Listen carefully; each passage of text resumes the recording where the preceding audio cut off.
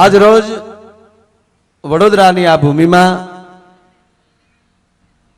હમણાં જ જે મહેમાનોને આપણે સાંભળ્યા, વડીલોને સાંભળ્યા, પણ મૂળ કેન્દ્ર બિંદુ અહીંયા બે બિંદુ છે.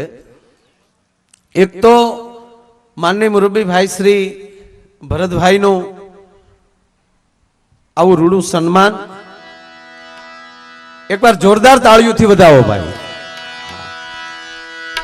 અને એવા જ અહીંયા સમાજનું એક અહીંયા બીજ રોપાણું છે અને એને બધાયને કોઈ ખાતર, કોઈ પાણી પાવા માટે ઉપસ્થિત આ બધા થયા છો. અને એ સભાના અધ્યક્ષ માનનીય મુરબ્બીભાઈ શ્રી વાસણભાઈ અને સમાજના તમામ મોભીઓ, હમણાં જેમનો પરિચય આપણે થઈ ચૂક્યો છે, એમાં મારે સમય નથી બગાડવો, પણ એ તમામ મારા વડીલો, યુવાન દોસ્તો, માતાઓ, બહેનો અને બાળકો, કારણ કે આજે પૂર્ણિમા છે અને એવાય બુદ્ધ પૂર્ણિમા છે. અને એ બુદ્ધ પૂર્ણિમાના દિવસે એક જબરજસ્ત મહાનુભાવનું, એક આપણા સમાજના મોભીનું, અને જેમણે પરિચય કરાવ્યો સમાજને કે આના ટોળા ન હોય, એકલો હોય તો એ કંઈ કરી શકે, એનું એ આપણે પ્રતીક આપ્યું છે. એવા ભરતભાઈ ડાંગરનું જ્યારે એ સન્માન હોય અને પોતે વડોદરાના મેયર બન્યા હોય, અમે અંદર બેઠા ને ત્યારે વાત થતી હતી કે ભાઈ બહુ સારું કહેવાય. અને મૂળ અહીંયા પાછા 300 જ ઘર, તે દી તો 300 નહોતા. મેં કીધું નહોતા ને એમાં મેયર છે, નગર આ નાઈટ કોઈને મેયર હું મોર ન થવા દે. આ નરું સત્ય કહું ભાઈ. હા, તમને કોઈને ખોટું લાગે તો રામ રામ કરજો, તો આખા જિલ્લા ફેર્યા, ત્યાં નો છાવો એ કઈ.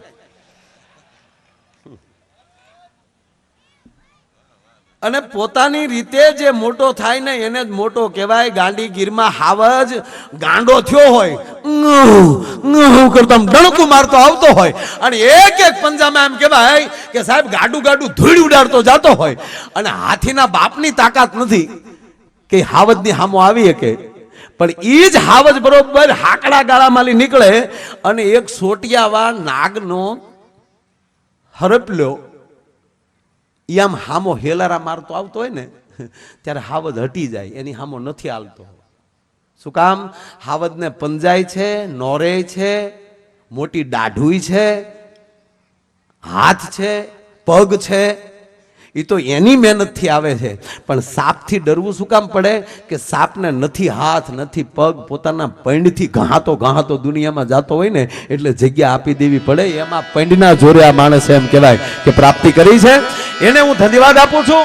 અને આજનો કાર્યક્રમ એ અમે અહીંયા જે આવ્યા છીએ ભાઈ, આ કલાકારો, એમ હું નહીં, આ આપણો ભાણેજ,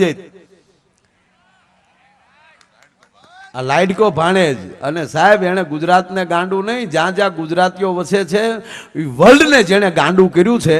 અને ડાયરાનો આખો ભરતભાઈ વાસણભાઈ તો બહુ નજીકથી ઓળખે છે, કોઈ સવાલ નથી. પણ આખો આ સ્ટેજને કંઈક માણસે ઊંચું આપ્યું, આ નોખું સ્થાન આપ્યું. નકર મરી ગયા વાતળીઓ વગતાળીઓ સાંભળે ઉતારા ઓરડા મેળીના મોલ.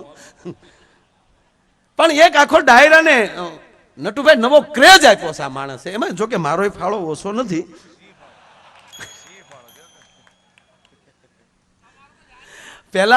પેલા વાસણભાઈ એવું હતું કે પ્રાણભાઈ હોય તો ફલાણા લેડીઝ હોય, ફલાણા કલાકાર, એક મતલબ કે કોઈ પણ. અને યાદ જ આવ્યું છે ત્યારે હવે કહી દઉં, આહિર સમાજ દ્વારા આજે વર્ષોના ગાયિકા એવા દિવાળીબેન ભીલ આપણી વચ્ચેથી વહી ગયા. એને સમાજ વધી પણ એમ કહેવાય કે શ્રદ્ધાંજલિ, પુષ્પાંજલિ આલી અર્પણ કરું છું. પણ એક નક્કી હતું અડિયા સાહેબ કે આ કલાકાર હોય તો આ લેડીઝ હોય. લેડીઝ જેન્ટ્સ ને કપલ હાલતું, આમ કપલ નો કહેવાય, જોડી. એ જોડીનો અર્થ જ કપલ થયો. આમ તો એમ કઈ જાજો ફેર નથી. જોડી હારી બને અને કપલ, નહીતર તો ક અને પલ, ખોટી પલે ભેગા છાય એને કપલ કહેવાય.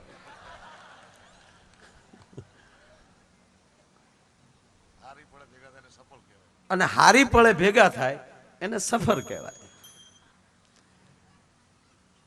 એટલે એવું એક આપ બધા જાણો છો વડીલો કે એવું પેલા હતું, પણ હવે એવું હાલે છે કે માયા આયર ને કીર્તિદાન બે જળની જોડ હાલી હોય એવી જોડ ક્યાંય નથી મળી એમ.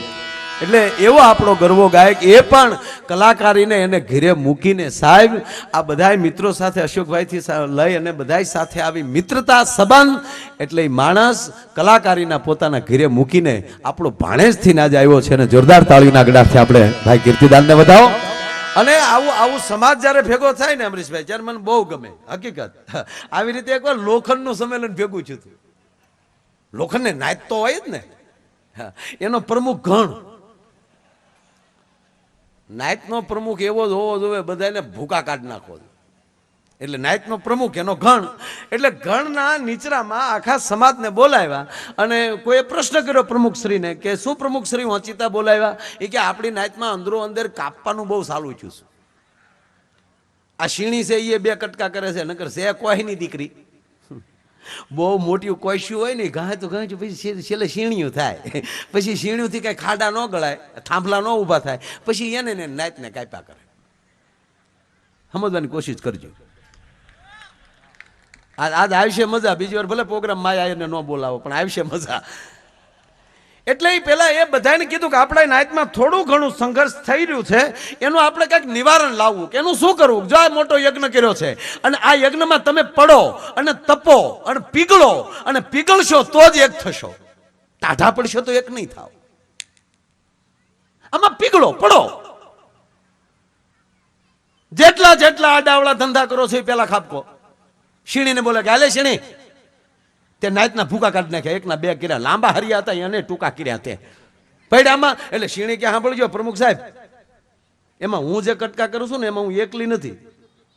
તમારી બેન હાણશી એ તમારી મને પકડી રાખે છે, તમારો ભાઈ હથોડો એ મારી માથે પડે. એ હથોડા ભલે મારો ભાઈ રહ્યો ખાબે કામાં. એટલે હથોડાને પેલા નાખ્યો, પછી નાખી હાણચીને અને પછી પડી ચીણી, પછી કાતરને બોલાવી. એટલે કાતરે કીધું જો ભાઈ હું નાયતને નથી કાપતી હો, મૂળ ધંધો તો કાપવાનો ને.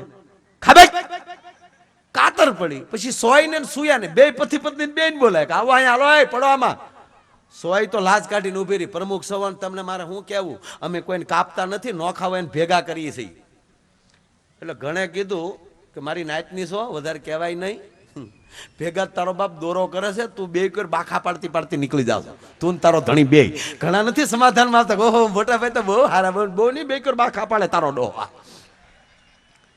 બે ને અંદર નાખ્યા. ટૂંકમાં જે જે હતા એ બધા યજ્ઞમાં પડ્યા. છેલ્લે ઘણ પડ્યો અને તમામ લોખંડ એમ કહેવાય કે એ યજ્ઞની અંદર દાખલ થયા. અને સાહેબ એ અગ્નિ એમ કહેવાય કે લક્ષ્મણભાઈ બધો પીગળ્યો અને એ અગ્નિની અંદર એ લોખંડ પીગળ્યું અને અંતે એક બન્યું. પોતાના આકાર મૂકી દીધા. પોતે કોણ છે એ ભૂલી ગયા. જ્યાં સુધી પોતાનો આકાર નહીં ભૂલાય કે હું મોટો કલાકાર છું, હું મોટો બિલ્ડર છું, બસ હું નાયતનો છું, પોતાનો આકાર ભૂલી ગયા. અને સાહેબ એ બધું લોખંડ ઓગળી અને પીગળી અને એક મોટો થંભ થયો. એ હરણાકસ લઈ ગયો અને ધગેલો હતો ભાઈ. અને ધગેલો હતો અને કીધું પ્રહલાદને, કારણ કે એક થાવ ને પછી કોઈ ભક્ત તમને સ્પર્શ કરે. અને પછી પ્રહલાદને કીધું કે લે તું બથ ભર હવે. અને પ્રહલાદે બથ ભરી અને એ થંભ ફાટ્યો અને અંદરથી ભગવાન પ્રગટ્યો. જ્યાં સુધી તમે એક નહીં થાવ અને જ્યાં સુધી કૃષ્ણની કૃપા નહીં ઉતરે ત્યાં સુધી અંદરથી પાછો ભગવાન કોઈ દી પ્રગટ ન થઈ શકે. એમાં જ વડોદરામાં બધા પીગળીને એક થયા છો અને આવો થંભ બન્યો છે.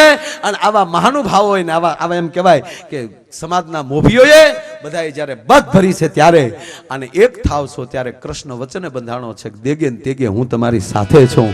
એટલે આજ કૃષ્ણની પણ હાજરી છે.